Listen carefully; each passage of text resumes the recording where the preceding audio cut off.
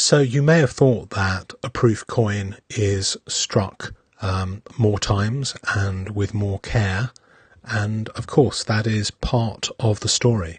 But one of the reasons why proof coins are so special is that the dies that are used to strike the coin are themselves very, very special and a very, very expensive thing to produce. Proof coin dies are made of very, very high quality steel, and they receive a very specialized polishing regime, often individually hand polished between 4 and 7 hours under a stereo microscope. So the process includes stoning the surface to remove surface imperfections, sandblasting the die surface with 120 zircon grit sand paper, using different diamond pastes from 40U grit down to 1.5U, and that hand polishing gives it an amazing mirrored finish.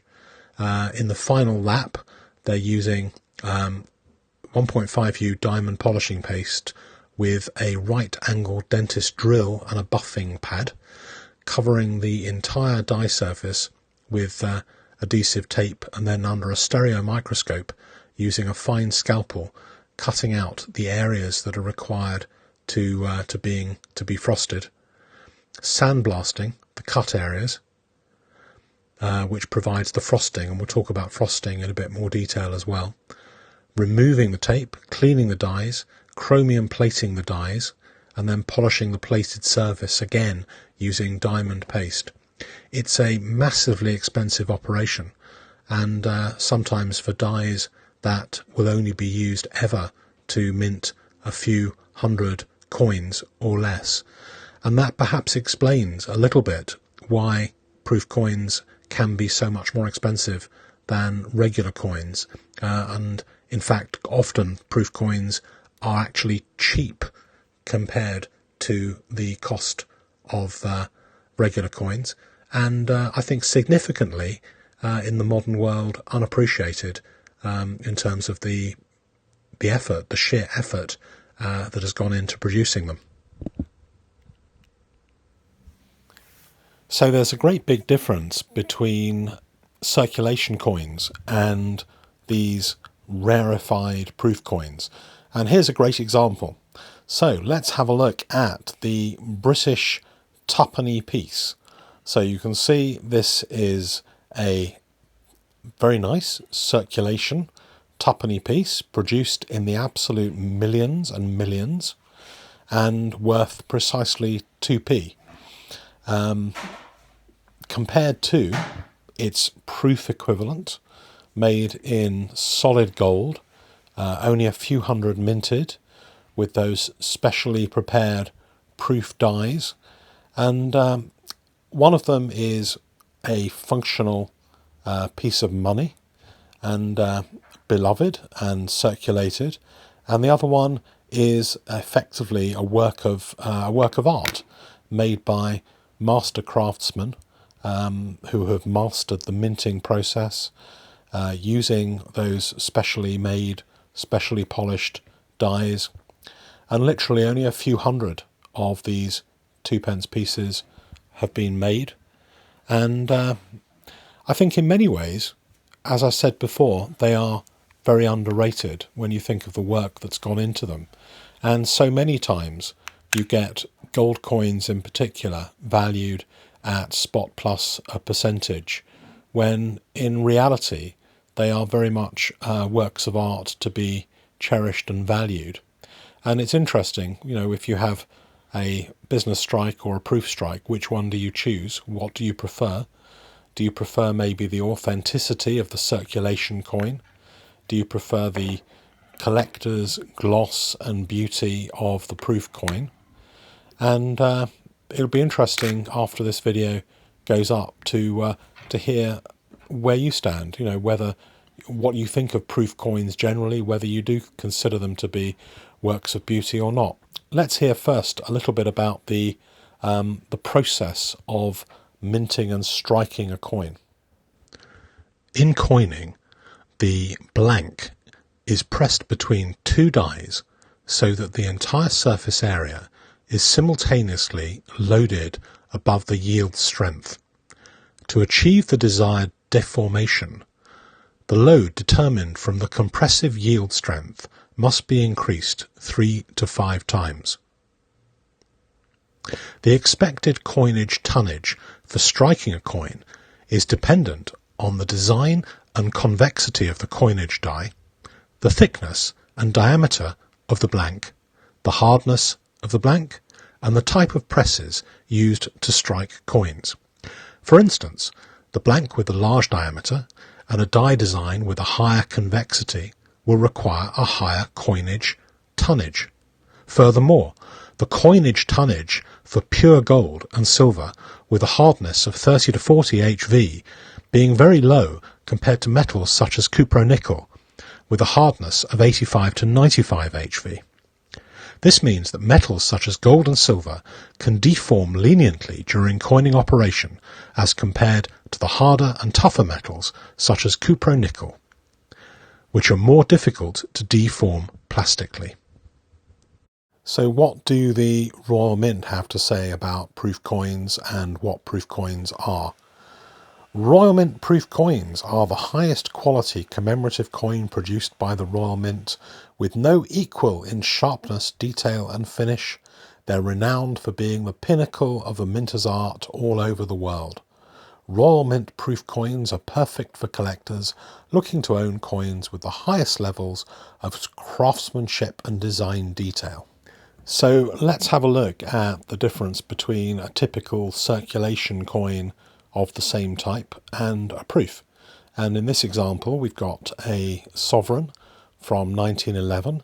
There were millions of sovereigns produced in 1911, and this one is a particularly nicely preserved example. It's not the absolute best, but it's not the worst by any means, but it does show pretty much the as minted kind of quality of the general production of the sovereign. And then on the right hand side you have another 1911 sovereign, very, very different. In 1911 there were some sovereigns minted as specimen collectors coins, and there were something like 3,000 of the proof coins minted against many millions of the circulation coin. And obviously the circulation coin is an example that is still beautifully minted. It was a prestigious coin at the time, but you can see the level of detail, you can see the frosting, the cameo frosting on the 1911 proof coin. You can see the devices with the frosting, you can see the fields with the mirrored finish. The dies were specially produced. They were different to the circulation dies.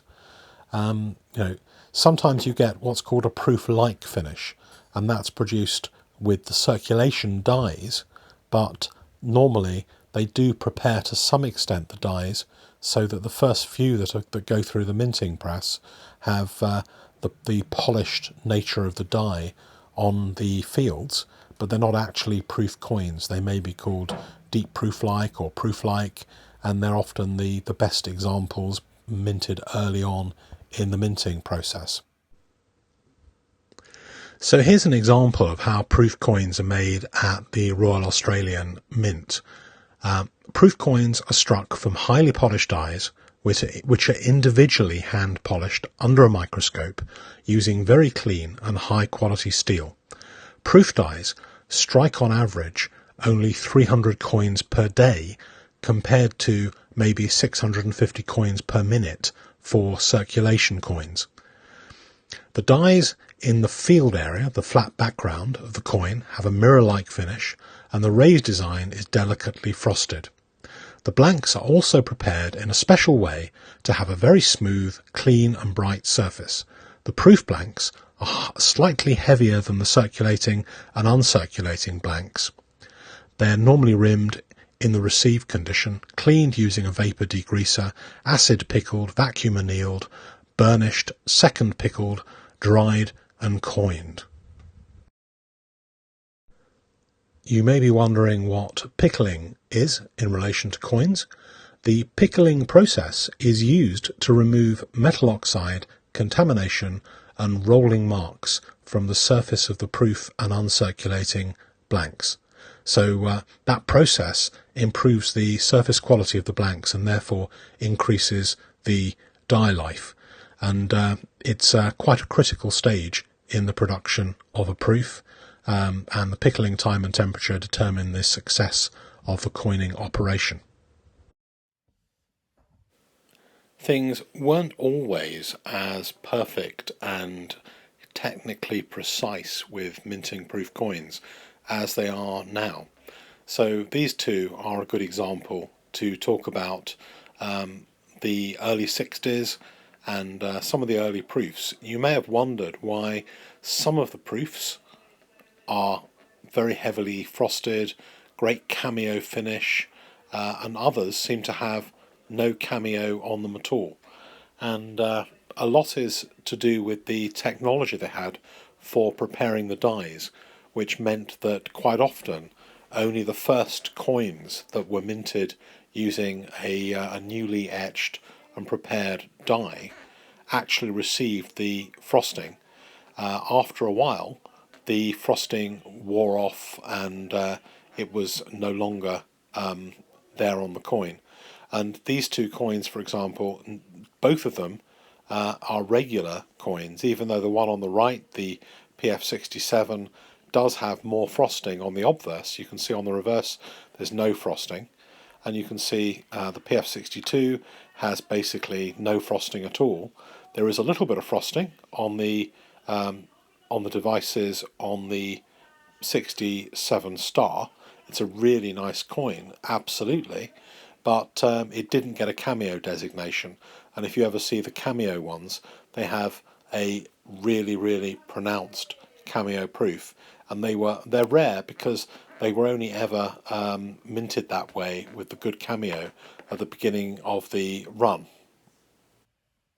I think that when new technology really started to be used for making proofs was around 2013, when some of the enhanced proofs came out in the US, and where they've used a very technically advanced laser proofing process, which allows very, very precise control over the finish of every tiny bit of the coin in terms of devices.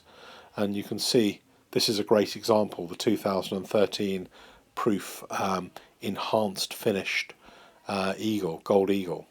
And this was one of the first coins to receive this very, very special treatment in 2013, and a very beautiful coin it is.